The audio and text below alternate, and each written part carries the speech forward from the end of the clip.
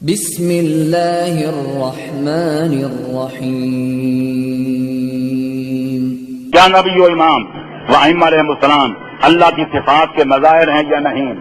میرے دوستو، یہ مظاہر والی جو بحث ہے، یہ اس کو اوتار والی بحث کہتے ہیں۔ ہندوؤں نے اوتار والی بحث کی کہ خدا رام چندر میں اتر گیا اور پتہ نہ چل سکا کہ یہ خدا ہے یا رام چندر ہے۔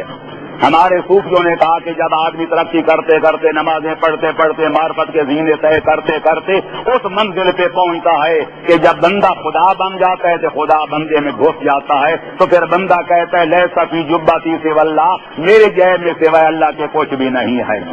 پھر آدمی اس مقام پہ کہے اٹھتے آنا الحق، میں خود خدا ہوں، خدا میرے علاوہ کچھ بھی نہیں ہے۔ غالب نے بھی کہا تھا قطرہ اپنا بھی حقیقت میں دریا، لیکن ہم کو تکلیف کو نظر کی منصور نہیں۔ اور ہمارے صوفیوں کے وہ مظاہر والے عقیدے والے کہتے ہیں کہ ظاہر بھی کہتے چاچڑ وانگ مدینہ ڈسے، چاچڑ وانگ مدینہ ڈسے کہ کوٹ مٹھن بیت اللہ، ظاہر دے وچ پیر فریدن کہ باطن دے وچ اللہ۔ یہ ہے مظاہر والی بات جس کی میں نے اپنی کتاب میں رد کی ہے۔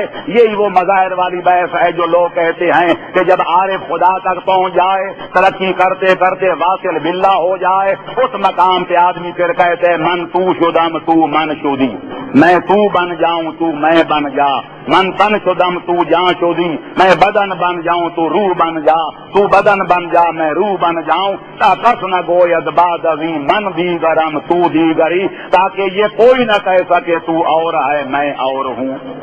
اس معنی کے اعتبار سے ائمہ اہل بیت کو خدا کا مظاہر کہنا کہ خدا ان کے اندر ظہور کرتا ہے، خدا ان کے اندر حلول کرتا ہے، خدا ان کے جسموں میں نزول کرتا ہے، مذہب شیعہ کے بنیادی عقائد میں شامل ہے اور صفات سلبیہ میں داخل ہے۔ نماز شیعہ سے شروع کرو، نماز جعفریہ تک چلے جاؤ، تحفۃ العوام سے شروع کرو اور باقی کتابیں توضیحات المسائل تک چلے آؤ۔